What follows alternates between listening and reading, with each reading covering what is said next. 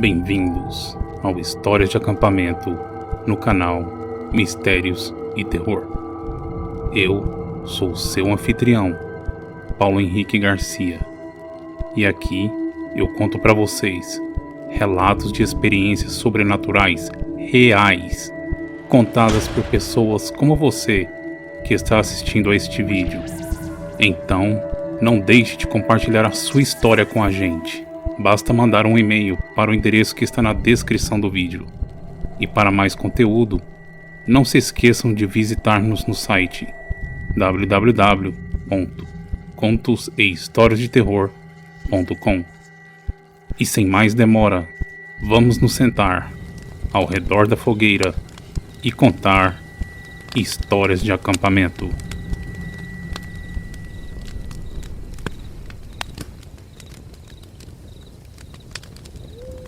Eu vou começar esse quadro com uma história pessoal, uma experiência real que aconteceu comigo. Eu tive muitas histórias, muitas experiências ao longo dos meus 40 anos, coisas que aconteceram comigo ou com alguém que é muito próximo a mim. Então eu pensei em começar esse quadro contando uma história para vocês. Quando eu era criança, uns 9 anos mais ou menos, eu morava com a minha avó. E ela morava em uma viela, uma rua sem saída, né? E quase de frente à casa, tinha uma casa na frente e uma acima. Tinha uma firma de contabilidade. E nessa firma de contabilidade tinha um guarda noturno. Ele dormia lá todas as noites. E a história foi que ele deixava mendigos entrar ali para dormir, troca de favores. Era a história que rolava na época. Então, em uma noite ele foi assassinado. A história foi que fizeram ele cheirar uma cola de sapateiro e ele teve uma hemorragia pulmonar e morreu. Eu não sei, não tenho certeza se essa foi a causa, mas eu lembro que essa foi o que contaram para nós crianças, né? Porque tava a polícia, tava o ML, a casa estava ensanguentada, então... Mas eu era criança, tinha 9 anos, eu tenho certeza que não me contaram todos os detalhes.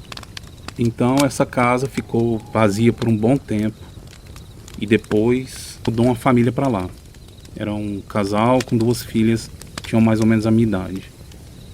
Nesse ano nós mudamos, nós saímos da casa da minha avó, fomos morar numa outra casa próxima. E passado um tempo, essa família que morou nessa casa onde o guarda foi assassinado, se mudou de lá. E eles eram espíritas, e quando a gente perguntava para eles, e aí, tem alguma coisa? Eles falavam, não tem nada aí não. A casa tá limpa, a gente ora, nós chamamos várias pessoas, a casa tá completamente limpa, não tem nada de ruim ali. Então tudo bem, os anos passaram, a casa voltou a ficar vazia e minha mãe queria voltar a morar perto da minha avó, pelo menos, para cuidar dela, ela já estava um pouco velha e debilitada. Então ela teve a brilhante ideia de mudar para casa onde era a empresa de contabilidade. Parece coisa de filme de terror, gente, mas na época, assim, eu não sei o que passava na cabeça da minha mãe, eu não tô aqui pra julgar ela, mas se fosse eu não mudava, entendeu? Pode me chamar de medroso, mas eu não acho uma boa ideia. A gente vê filme de terror, as pessoas, né, você fala, mas por quê? Por que a pessoa tá comprando essa casa onde alguém foi assassinado brutalmente lá dentro? Não é uma boa ideia, assim. Todo filme de terror já começa assim, né? Mas bem, nos mudamos para casa e já no primeiro dia de mudança, coisa estranha começou a acontecer. Algumas coisas começaram a cair, quebrar, a luz apagava do nada. E isso continuou acontecendo durante um bom tempo. Mas as coisas começaram a piorar.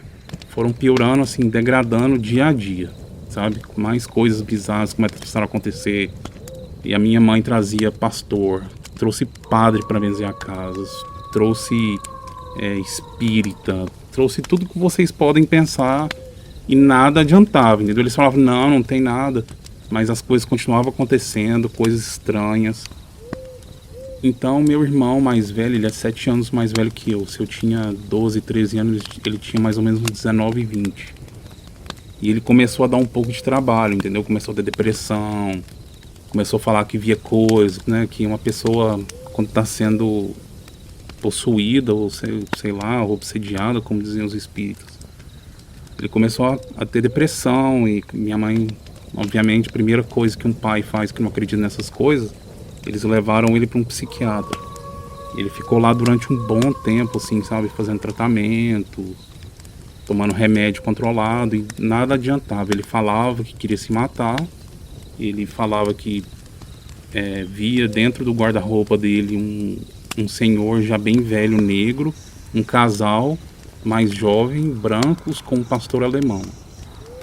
E era sempre a mesma coisa. Eles falavam para ele que a vida dele era uma merda, que ele não prestava para nada, que ele tinha que se matar urgente. Essa era uma coisa assim diária, sabe? E eu dormia no quarto com ele. A gente dividia um quarto. Que foi outra coisa também. Quando nós mudamos, deram um quarto maior para mim e para ele. Na hora eu não entendi por quê. Depois eu entendi por quê. Porque foi o quarto onde a pessoa foi assassinada. Encurtando um pouco a história, a coisa foi degradando e a gente ficou meio cansado daquilo, sabe? A minha mãe viu o que estava acontecendo. Ela é católica, até hoje ela é católica, mas ela viu o que estava acontecendo, ela viu que ninguém conseguia resolver e ela ligou pro dono da casa, quebrou o contrato, falou: nós vamos nos mudar. Nós ficamos lá mais ou menos uns 6 meses. Foi o tempo que durou, mas durante todo esse tempo, coisas bizarras. Às vezes eu ia dormir, eu nunca fechava a porta do meu quarto porque eu morria de medo. E às vezes eu acordava de madrugada com meu irmão chegando em casa, ele batia na porta e a porta estava trancada por dentro. Ela tinha só uma chave e a chave estava de dentro da porta. Às vezes eu estava dormindo, às vezes eu deixava a luz acesa. Quando meu irmão estava para a rua, ele chegava, a luz estava apagada e a porta fechada. Eu não entendi por quê. Mas eu acho que nós saímos antes de uma coisa pior acontecer. Vai saber. Bom, então é isso. Essa é a experiência sobrenatural que realmente aconteceu comigo. Então, agora eu vou passar para a próxima aqui, que foi mandada por Fábio. Fábio escreveu aqui: eu tenho muito medo de espíritos, fantasmas e assombrações. Esses dias eu estava em casa com meus amigos e eles começaram a falar de um amigo que havia morrido.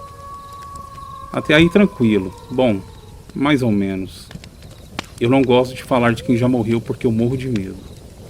Sabendo do medo que eu tenho, esse meu amigo começou a me zoar, me dizendo: o Raimundão, que é o amigo falecido, iria aparecer para mim nessa noite. Nessa hora eu morri. Por fora eu estava: sai fora, ele vai visitar você. Mas por dentro eu estava chorando. Cada lágrima era um Pai Nosso. Aí eles foram embora, eu fui dormir apavorado. Durante a noite, não sei se foi por causa do medo, eu acordei sozinho, escutando um celular despertando. E para piorar, não tinha nenhum telefone despertando naquela hora, porque eram as 2 e pouco da manhã. E os alarmes aqui de casa só começam a tocar às 5 da manhã. Eu gelei e do nada me deu vontade de ir ao banheiro. Mas como eu estava com medo, tentei voltar a dormir. Foi em vão. Eu estava muito apertado. E quando eu tomei coragem para ir ao banheiro, eu infelizmente vi o que não queria ver. O Raimundo entrou no quarto da minha mãe, onde tem um pequeno sofá, e sentou lá, e olhou fixo para mim.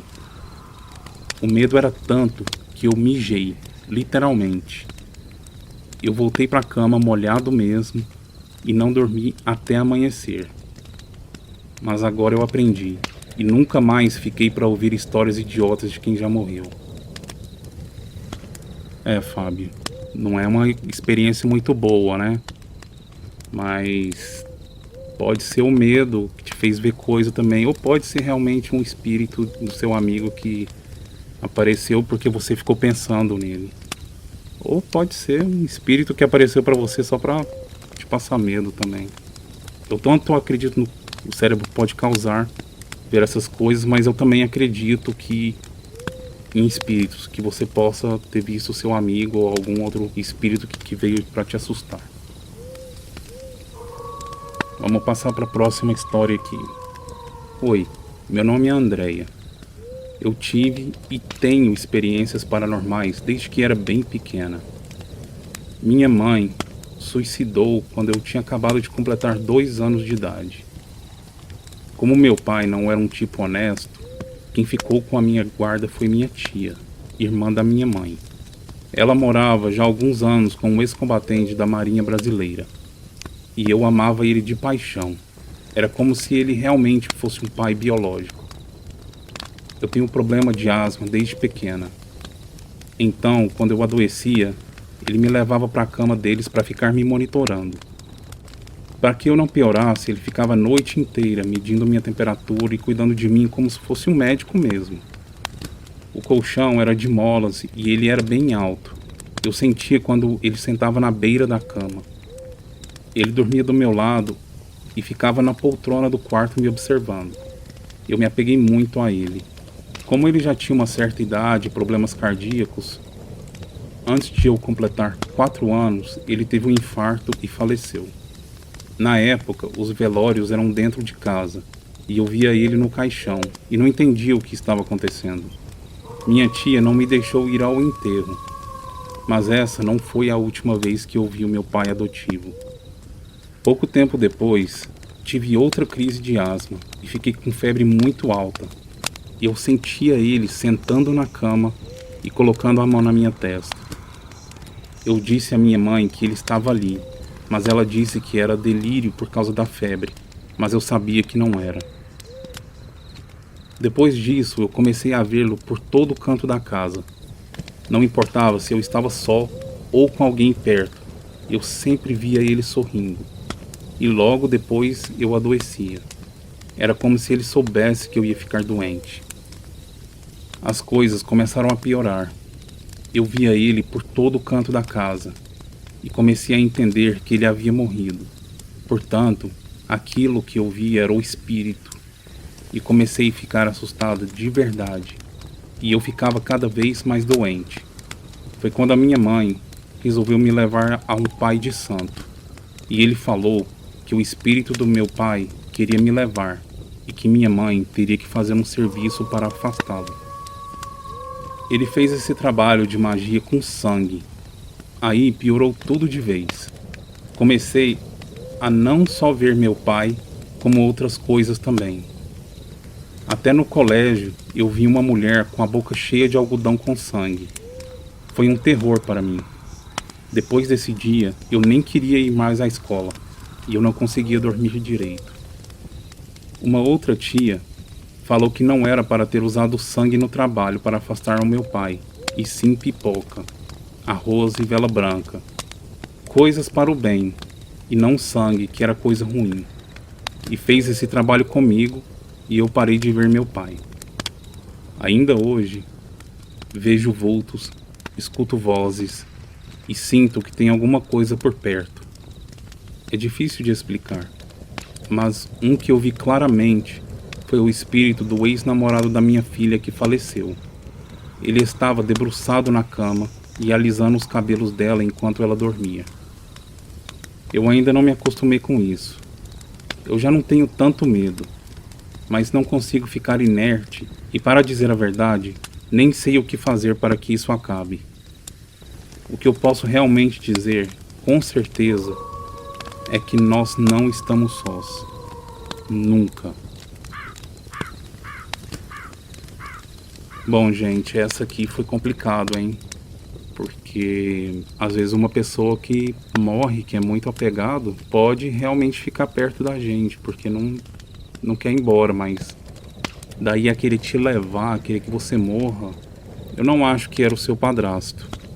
Uma pessoa que te amava tanto não ia querer que você morresse também, mesmo se ele sentisse saudade. Essa próxima história aqui, a pessoa não mandou o nome. Vamos chamar de anônimo. Ou anônima. Foi uma mulher. Essa história que vou contar é sim um fato verídico. No início do ano 2017, eu e minhas amigas começamos a tentar comunicar com espíritos. Tentamos vários tipos de brincadeiras, tais como brincadeira do copo, jogo do compasso, jogo da moeda, Baby Blue, entre outras. Conversamos com uma antiga aluna da escola onde eu estudo, que foi morta na caixa d'água da escola pelo antigo diretor. Acreditamos que tinha dado certo somente a hora que ela falou isso, pois essa é a história que rola nos corredores da escola. E nenhum dos funcionários falam por que o quarto andar da escola, onde fica o acesso da caixa d'água, fica fechado. O caso que vou contar aconteceu na mesma época que eu fazia essas brincadeiras.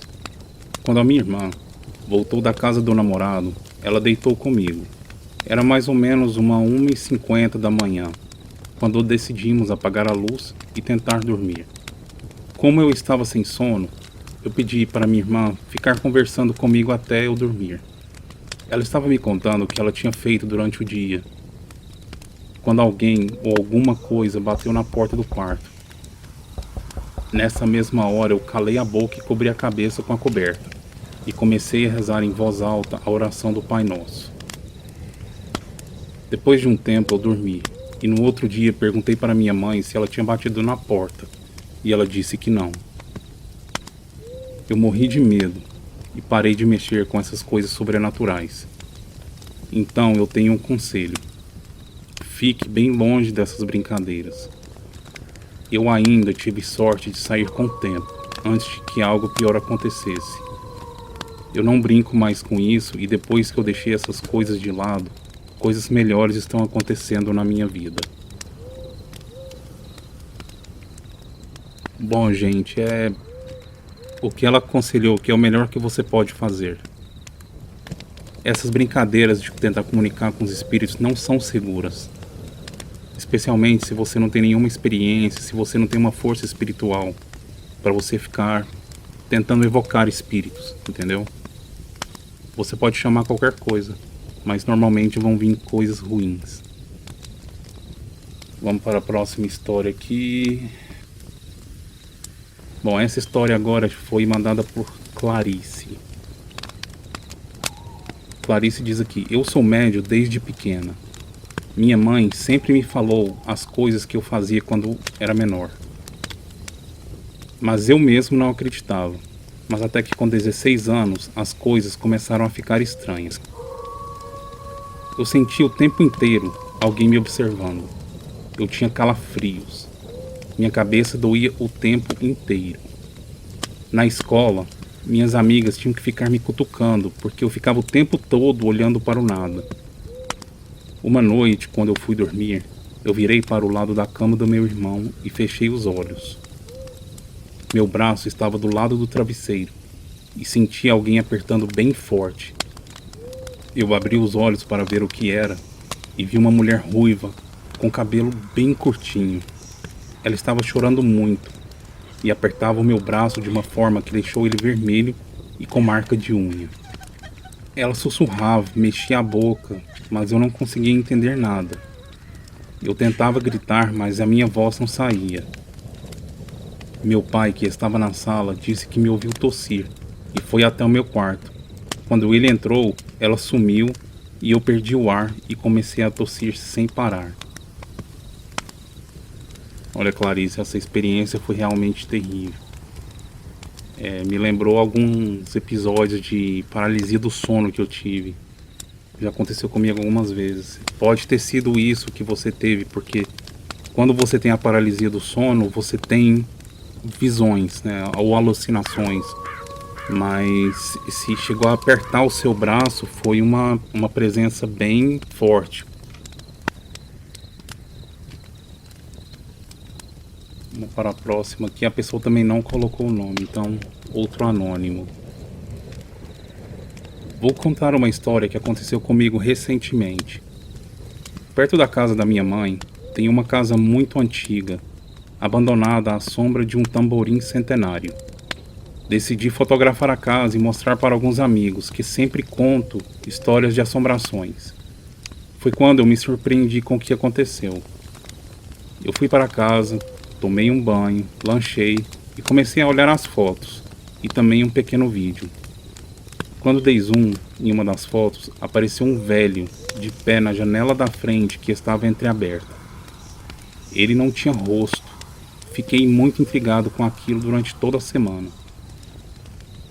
Quando eu voltei lá e comecei a perguntar aos vizinhos se alguém morava ali naquela casa, para minha tristeza e susto, eles me responderam que não. A última pessoa que tinha morado lá tinha sido um velhinho, mas que ele já havia morrido há mais de 20 anos. Não deixe de assistir os outros vídeos do canal. Eu tenho certeza que você vai encontrar a medida certa de medo que você procura. Até a próxima semana com mais mistérios e terror.